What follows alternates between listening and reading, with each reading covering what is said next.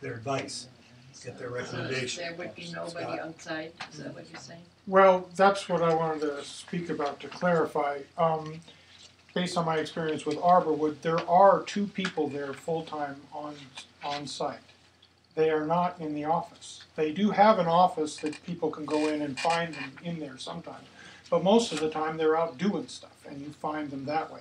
So they are available for emergencies, things that need to be addressed right away. And they do handle some, inter-resident interaction kinds of things.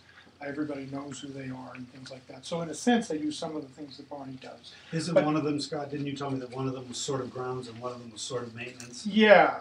Luis is the maintenance guy. He's the one that checks to make sure all the burners are lit and that sort of thing.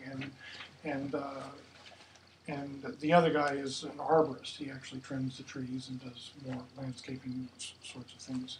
So they are around doing the same sorts of things that Barney does. They don't have an office. They don't accept packages. They don't do some of the things. So there does need to be a distinction made. You're not going to just call somebody and somebody's going to come here. During business hours, there will already be somebody here. Yeah, and I'm glad that Scott pointed this out because, in fact, I've already heard from 2 property managers who know the broad outlines of the model I created. They thought that the offsite model didn't take into account what Scott is saying, but the likeliest thing with this facility this large is that they would have to have a couple of people, one basically dealing with ground sorts of things on a weekly basis, continuing basis, someone who's more or less dealing with the maintenance things, and so it doesn't mean there won't be people here. It isn't going to be like this horrible model, where you phone in to Arizona and you hope that they'll get that their minion is not having a baby today, So I think it's important to realize that off-site does not mean nobody's around. Well, I don't think that's what we're On the other hand, expecting. if my sink is overflowing, I don't want to have to go through however many acres we have here to find a person trimming bushes. No, exactly. And in fact, what they're expected to do as part of the model, they actually are required to be in phone contact, availability. They're supposed to have, they actually have an office. And they have people answering the phones at their office, and our calls of that type will go to that office, and that office is local in each of the places that I've talked to. And they would either contact that person that's on site, or they'll send someone. And I know that this is how they handle it because I know one of these managers well, and they get calls in the middle of dinner and on Sunday night, in the middle of the night, and they're up and out, and either they're calling somebody or they're going themselves. Beth was going to do a dog and pony show. What happened? Yeah, Beth had to be out of the state unexpectedly, and so what I'm hoping to do, but I realized that what I was going to have Beth do is really what each of the bidders is going to be doing and describing what they're going to do. The other thing I wanted Beth to do was to do what we have partly done already by working hard to try to figure out whether offsite property management is a good idea and why. And this meeting, I think I'm happy to try to argue for that in the ways, partly under her guidance and the guidance of another person I've been talking to, plus all of the people on the subcommittee, many of whom have worked on this for a long time. So I don't think, I wish Beth were here because she's such a professional that she has an answer for things I didn't even know I wanted to ask until I did. And that's the sort of thing that helps to lend some credence to the thought that there are people out there and they run companies who really know how this sort of business can be run and run efficiently and economically. So, yeah. Olivia? I was going to ask, who besides him that has another properties in the next building, right? Yeah, in Arborwood, in this complex. Has rental units? Only him? Do you have, anybody has another unit in another campus? I don't. Did no, you? I'm just. Oh, no, my question is, Yeah. the other unit that I have is managed by Mark, which is Beth Silverman. Yeah. And you painting her as something exceptional. She's not, or the company is not. Okay. I lived a year in that unit before I moved here. Mm-hmm. Never once, when I had a problem find anybody, I used to call, it's an emergency, call this number. Mhm. I didn't like the way she ran the business. When Okay. was that? A year ago. How big is that facility? Country Greens, I really do not know how big it is. Because one of the This is issues, smaller than we- this, is for one of sure. the issues, I mean, it may well be that the kind of property management that she was being paid to provide was not the kind that would provide you with the kind of immediate attention that you were expecting. I mean, they do get requests, I mean, they have to give the HOAs that hire them what they want.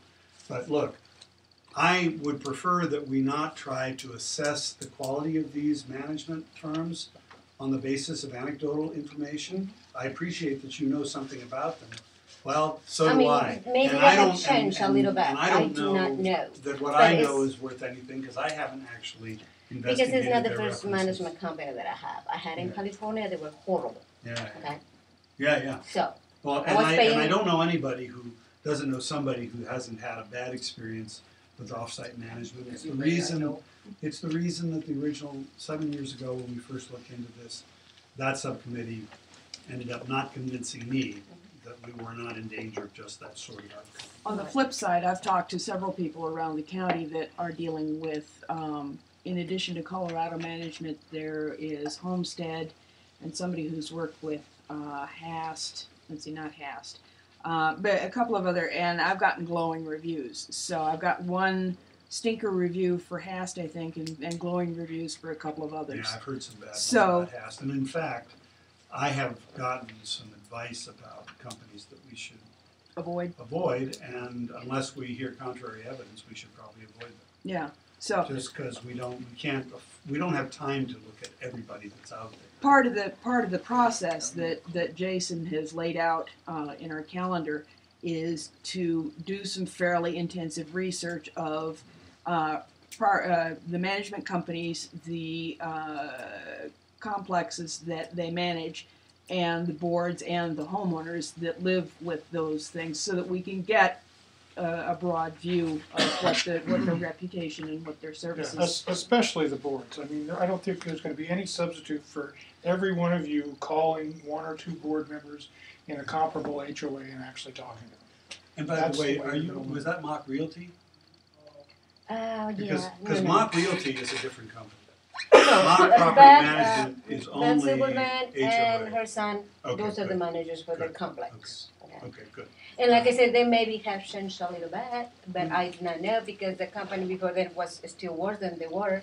Okay. Hammersmith, probably you heard about. So Well, they were but worse as still. Jackie and Scott indicated, we're gonna find out. We're gonna get the goods on these companies, and we're going to look both at price and at what their reputation and our And investigation additionally, a suggests. couple of stipulations that have been suggested for our contracts is to, contract that, have it written in the contract that if there's any homeowner that is dissatisfied, they're cleared to go get bids from somebody else. And also that, we can fire the property management for cause if they don't live up Don't do a to. 10-year laundry contract. No. Please. No, we're not going, it's not gonna be 10 years. In fact, if you look on the second page of the first page, and you read the 3 paragraphs there, these address some of all of those issues. Okay. This is Cover the page. one that has a Cover cover page. Doesn't start with a spreadsheet. And I'll just read it. Bids based on either model will not only need to contain a careful statement of what the management company will charge for the services we ask them to perform, but also an estimate of the annual cost of all the vendor-based services the model template implies are needed. The purpose of this requirement is to permit us to estimate what the new approach to having all our necessary services provided will cost and how those costs compare to what we're paying now.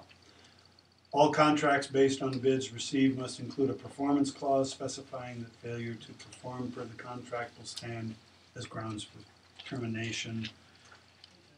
All management companies that bid will be asked to share their standard recommendations and corresponding rates in addition to their bids for providing services outlined in the template.